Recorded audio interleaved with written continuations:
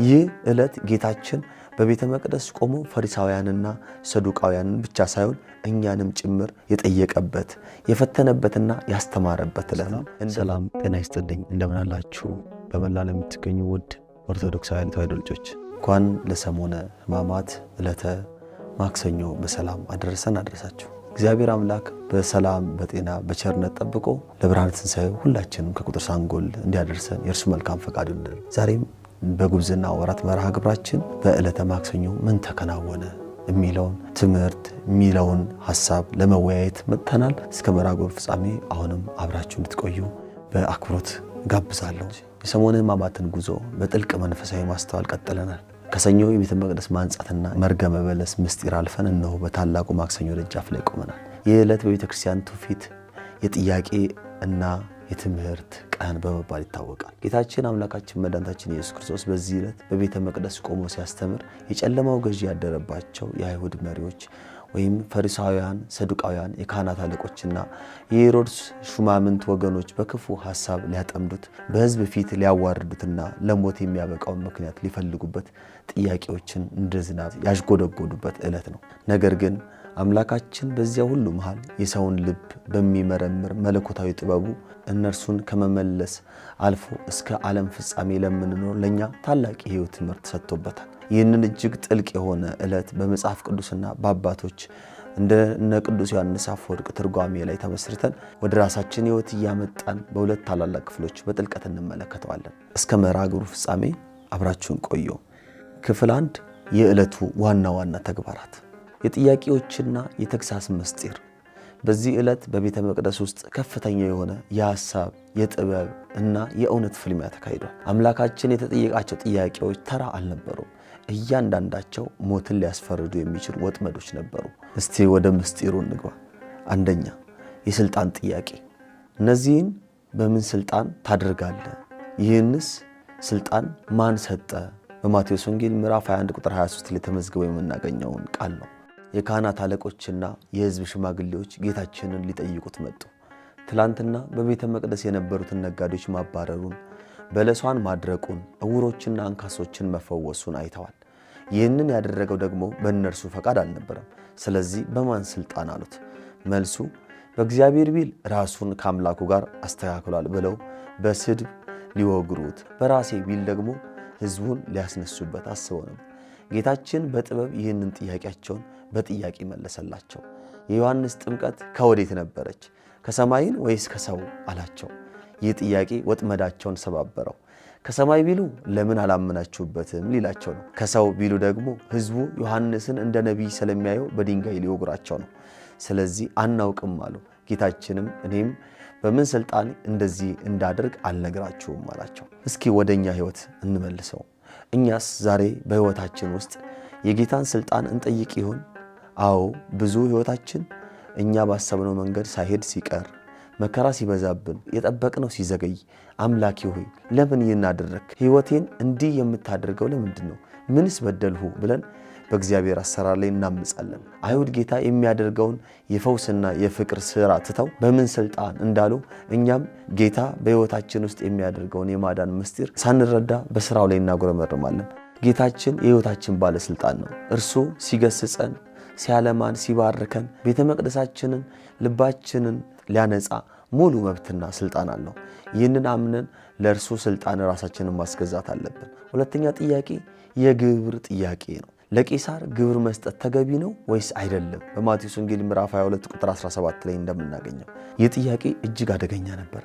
ለዚህ ጥያቄ ፈሪሳውያን ወይም የሮም መንግስታትን የሚጠሉ የሃይማኖት አክራሪዎች እና የሄሮድስ ወገኖች ወይም የሮምን መንግስት የሚደግፉ ፖለቲከኞች ተባብረው መጡ። እነዚህ ሁለት ቡድኖች ፈጽሞ አይዋደዱም። ነገር ግን ክርስቶስን ለማጥፋት አንድ ሆኑ። አይገባም ቢል የሄሮድስ ወገኖች በሮም መንግስት ላይ ሕዝቡን ያሳምጻል ብለው ለጲላጦስ አሳልፈው ሊሰጡት ፈልገው ነበር።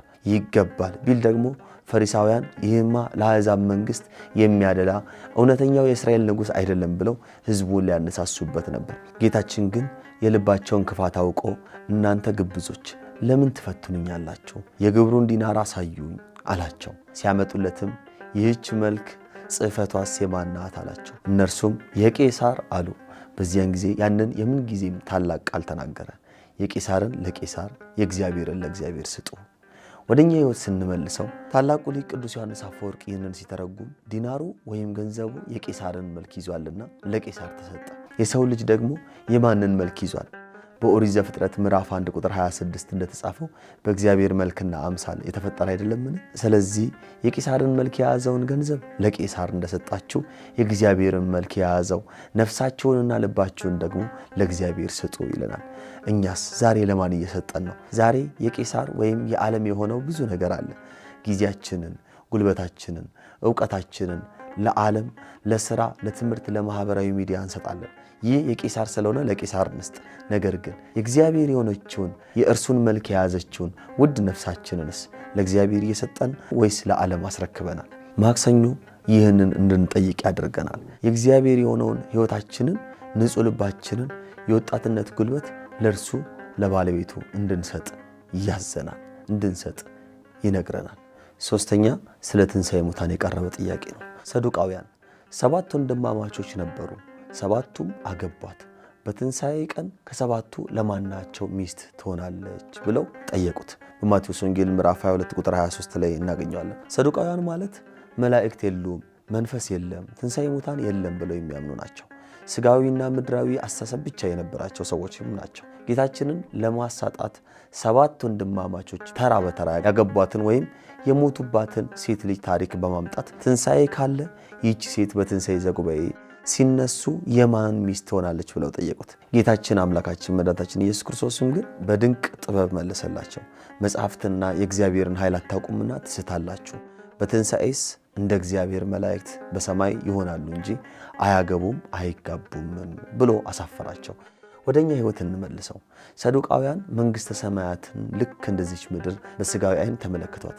ዛሬም በዘመናችን እግዚአብሔርን በመንፈሳዊነትና የሰማይን ነገር በምድራዊ መነጽር ብቻ የምናይ ብዙ ሰዱቃውያኖች አለን። እኛም አንዳንዴ መንፈሳዊ ሕይወታችንን ከምድራዊ ጥቅም ጋር ብቻ እናያይዘዋለን። ክርስትና ማለት ምድር ላይ በምቾት መኖር፣ መብላት፣ መጠጣት ብቻ ይመስልናል። ጌታችን ግን የሰማዩን ኑሮ፣ የመላእክት ኑሮ፣ የቅድስናና የምስጋና ኑሮ መሆኑን አሳየን።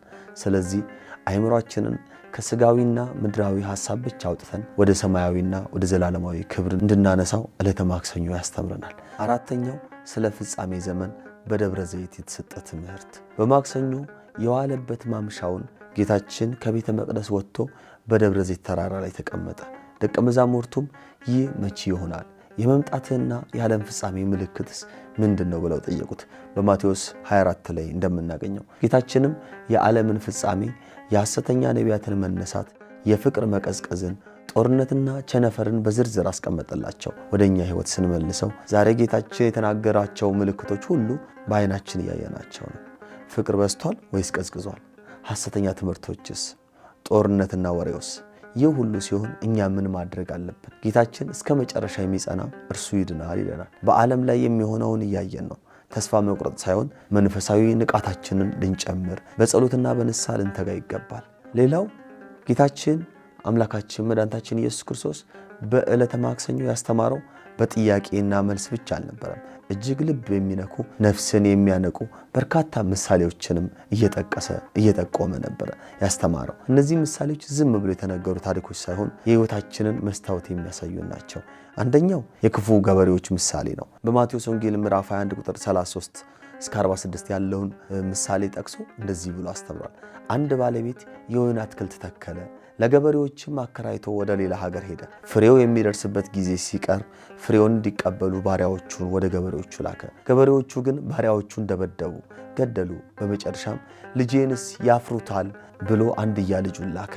እነርሱ ግን ወራሹ ይህ ነው፣ ኑ እንግደለውና ርስቱን እንውረስ ብለው ከወይኑ አትክልት ውጪ አውጥተው ገደሉት። የምሳሌው ጥልቅ ምስጢር ባለቤቱ ራሱ እግዚአብሔር አብ ነው። የወይኑ አትክልት ቦታ እስራኤልና ዛሬ ደግሞ እኛ የተተከልንባት ቅድስት ቤተክርስቲያን እንዲሁም የእያንዳንዳችን ልብ ነው። ገበሬዎቹ የአይሁድ ካህናት መሪዎች እና ዛሬ ሕይወታችንን የምንመራ እኛ ራሳችን ነን። ባሪያዎቹ ቀደም ብለው የተላኩት ነቢያት ናቸው። ልጁ ራሱ ጌታችን ኢየሱስ ክርስቶስ ነው። ከወይኑ ቦታ አውጥተው ገደሉት መባሉ ከኢየሩሳሌም ከተማ ውጪ በቀራንዮ ኮረብታ በቀራንዮ አደባባይ መስቀላቸውን የሚያሳይ ትንቢት ነበር። እግዚአብሔር እያንዳንዳችንን ልክ እንደ ወይን አትክልት ተንከባክቦና ጠብቆ አሳድጎናል። ጤና፣ ዕውቀት፣ ጊዜ፣ ጸጋ ሰጥቶናል። ይህንን ሁሉ አድርጎ የፍሬ ጊዜ ሲደርስ ወይም ንስሐ፣ ፍቅር፣ ቅድስና እንድናፈራለት ሲፈልግ ወደኛ ይልካል።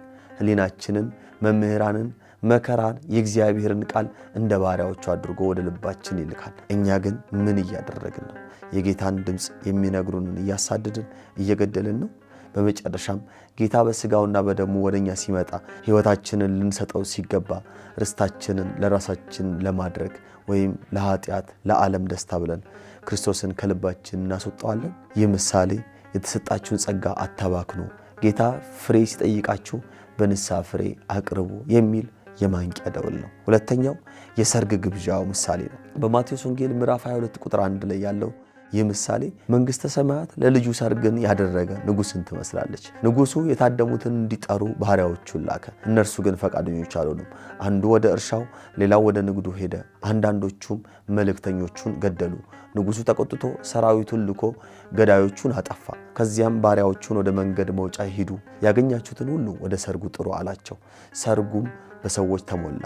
ነገር ግን ንጉሡ ሊያያቸው ሲገባ የሰርግ ልብስ ያለበሰ አንድ ሰው አየ። ወዳጄ ሆይ የሰርግ ልብስ ሳትለብስ እንዴት ወደዚህ ገባህ? አለው። ሰውየውም ዝም አለ። ንጉሡም እጁና እግሩን አስራችሁ በውጭ ወዳለው ጨለማ ጣሉት፣ በዚያ ልቅሶና ጥርስ ማፋጨት ይሆናል አለው። የምሳሌው ጥልቅ ምስጢር ንጉሡ እግዚአብሔር ነው። ሰርጉ የእግዚአብሔር መንግሥት፣ እንዲሁ አሁን በምድር ላይ ያለች ቤተ ክርስቲያን ወይም የሥጋውና ደሙ ማዕድ ነው። አንደኛ የተጠሩት እምቢ ያሉት አይሁድ ናቸው። መጀመሪያ ሕግ፣ ነቢያት፣ ተስፋ የተሰጣቸው እነርሱ ነበሩ። ነገር ግን በምድራዊ ነገር ወይም እርሻና ንግድ ተጠምደው የሰማዩን ንጉሥ ጥሪ አልተቀበሉም። ከመንገድ የተጠሩት እኛ አሕዛብ የነበርን፣ በኃጢአት መንገድ ስንባዝን የነበርን፣ ነገር ግን በጸጋው ወደ ቤተ ክርስቲያን የተሰበሰብን እኛ ነን። የሰርጉ ልብስ ምስጢር ወደ እኛ ስናመጥ እኛ ሁላችን ወደ ቤተ ክርስቲያን ተጠርተናል፣ ተጠምቀናል፣ ክርስቲያን ተብለናል። ነገር ግን ወደ ሰርጉ አዳራሽ መግባት ወይም ቤተ ክርስቲያን መመላለስ ብቻውን አያድንም። የሰርግ ልብስ ያስፈልጋል። አባቶቻችን እንደሚያስተምሩን የሰርጉ ልብስ የተባለው ንጹሕ ምግባር፣ ፍቅርና እውነተኛ የንስሐ ሕይወት ነው ብለውናል። በልብሳችን ላይ ወይም በነፍሳችን ላይ የኃጢአት፣ የዝሙት፣ የጥላቻ፣ የክፋት እድፍ እያለ ዝም ብለን ከሰዎች ጋር ወደ ቤተ ክርስቲያን ብንመላለስ ሰርገኞች ብንመስልም የሰማዩ ንጉሥ እግዚአብሔር ሲመጣ ልባችንን ያየዋል።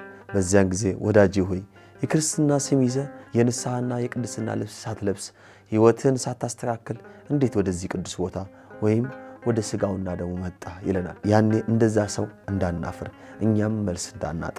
እንግዲህ ዕለተ ማክሰኞ የሰርግ ልብሳችሁን ወይም ሕይወታችሁን በንስሐ እጠቡ ብሎ በኃይል የሚጮህበት ታላቅ ዕለት ነው። ሦስተኛ የአስሩ ደናግላን ምሳሌ በማቴዎስ ወንጌል ምዕራፍ 25 ቁጥር 1 ላይ የምናገኘው ምሳሌ ነው። በዚያን ጊዜ መንግሥተ ሰማያት መብራታቸውን ይዘው ሙሽራውን ሊቀበሉ የወጡ 10 ደናግላንን ትመስላለች። ከ10ሩ 5ቱ ሰነፎች፣ 5ቱ ደግሞ ልባሞች ነበሩ። ሰነፎቹ መብራት ይዘዋል፣ ነገር ግን ከእነርሱ ጋር ዘይት አልያዙም። ልባሞቹ ግን ከመብራታቸው ጋር በማሰሯቸው ዘይት ያዙ። ሙሽራው በዘገየ ጊዜ ሁሉም አንቀላፍተው ተኙ።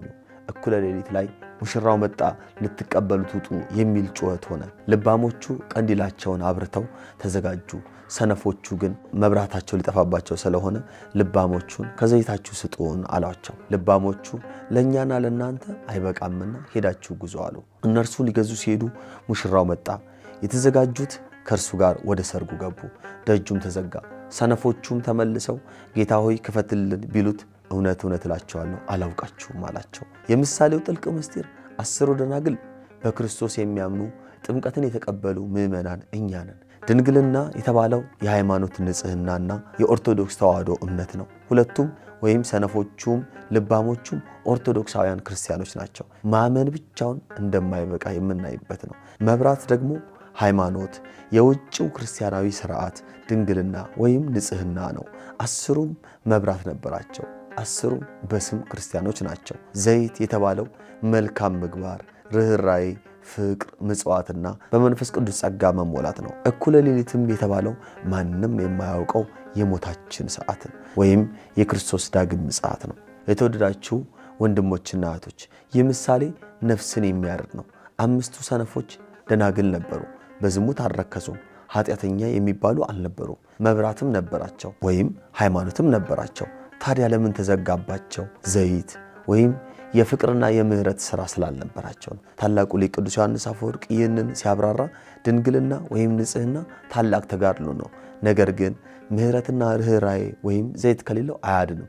ሰውነታቸውን በጾምና በንጽሕና የጠበቁ ነገር ግን ለድሆች ያራሩ ወንድሞቻቸውን ያላፈቀሩ ሰዎች ልክ እንደ ሰነፎቹ ደናግል በውጭ ይቀራሉ ይለናል። ዛሬ እኛ መብራት ብቻ ይዘን ይሆን? ሃይማኖት አለን፣ እንጾማለን፣ እንጸልያለን፣ ቤተክርስቲያንን እንሳለማለን፣ ግን ዘይት አለን? በውስጣችን ፍቅር አለ? ለተራበው እናካፍላለን፣ የበደለንን ይቅር እንላለን፣ የጎረቤታችንን ሸክም እናግዛለን። ዘይት የሌለው መብራት ወይም ምግባር የሌለው ሃይማኖት የሞተ ጨለማ ወይም እኩለ ሌሊት ሲመጣ ይጨሳል እንጂ አያበራም። ሌላው ትልቁ ትምህርት ሰነፎቹ ልባሞቹን ከዘይታችሁ ስጡን ሲሉ ልባሞቹ ከለከሏቸው። ይህ ክፋት አይደለም። በሞት ሰዓት ወይም በፍርድ ቀን ማንም ሰው ለሌላ የራሱን ጽድቅ አካፍሎ ሊሰጥ አይችልም። እናት ለልጇ፣ ወንድም ለወንድሙ የኔን ጾም፣ የኔን ምጽዋት፣ የኔን ንስሐ ውሰድ ማለት አይችልም። እያንዳንዱ በራሱ ዘይት ነው የሚያበራው። ዘይት የሚገዛው ደግሞ አሁን በዚህ ምድር እያለን ነው። በተሰጠን ዕድሜ ነው። ወደ ገበያ ሄደን ገንዘባችንን ለነዳያን ሰጥተን ይቅርታ አድርገን ዘይት የምናጠራቅመው ዛሬ ነው። ጊዜው ካለፈ የህይወት በር ወይም የሰርጉ ደጃፍ ከተዘጋ በኋላ ማንኳኳት፣ ማልቀስ ዋጋ የለውም። አላውቃችሁም የሚለው ቃል ከሁሉ በላይ የሚያስፈራ መለኮታዊ ብያኔ ነው። በአጠቃላይ የተወዳችሁ የእግዚአብሔር ቤተሰቦች የሰሙነ ሕማማት ማክሰኞ ወይም የጥያቄ ዕለትና የትምህርት ዕለት ይህንን ይመስላል። ይህ ዕለት ጌታችን በቤተ መቅደስ ቆሞ ፈሪሳውያንና ሰዱቃውያንን ብቻ ሳይሆን እኛንም ጭምር የጠየቀበት የፈተነበትና ያስተማረበት ዕለት ነው። እንደ ፈሪሳውያንና ሰዱቃውያን ጌታን የምንፈታተንበትን በሥራው የምናማርርበትን የክፋት አእምሮ አስወግደን የቄሳርን ለቄሳር የእግዚአብሔርን መልክ ያለበትን ነፍሳችንን ደግሞ ለእግዚአብሔር አሳልፈን እንስጥ። እንደ ክፉዎቹ ገበሬዎች የጌታን የሕይወት ቃል በውስጣችን አንግደል። ይልቁንም በተተከልንበት የኦርቶዶክስ ተዋሕዶ እምነት ውስጥ ንጹሕ የንስሐ ፍሬ እናፍራ። ወደ መንፈሳዊ ሰርግ ስንገባ በከንቱ ውዳሴና በግብዝነት ሳይሆን ኃጢአታችንን በእንባ አጥበን የንስሐን የሰርግ ልብስ ለብሰን እንገኝ። ከሁሉ በላይ ደግሞ ልክ እንደ አምስቱ ልባሞች ደናግላን መብራታችንን ወይም ሃይማኖታችንን ይዘን በማሰሯችንም ዘይት ወይም ፍቅርን፣ ርኅራኄን፣ ምጽዋትንና መልካም ምግባርን አትረፍርፈን እንያዝ። ጌታችን መች እንደሚመጣ ሞትም መች እንደሚያንኳኳ አናውቅምና ዛሬውኑ እንዘጋጅ። ነገ የሚባል ቀን የለንም። ዘይታችንን ዛሬ እንግዛ። ይህንን የሰሙነ ሕማማት ጾም፣ ጸሎትና ስግደት እግዚአብሔር አምላክ የሕይወት መለወጫ የመንፈስ መታደሻና የዘላለም መንግሥቱ መግቢያ ያደርግልን። አምላካችን የተሰበረውን ልባችንን ይጠግንልን። በመለኮታዊ ጥበቡ ሕይወታችንን ይምራው። እስከ መርሐ ግብር ፍጻሜ ስለተከታተላችሁኝ ከልብ አመሰግናለሁ። ሌሎችም እንዲማሩበት ሼር አድርጓቸው። እግዚአብሔር አምላካችን በሰላም በፍቅር ያለ ደዌ ያለ ሕማም በሰላም ጠብቆ ለብርሃነ ትንሣኤው ሁላችንን ከቁጥር ሳንጎል እንዲያደርሰን የእርሱ መልካም ፈቃድ ይሁንልን። ቸር ቆዩልን።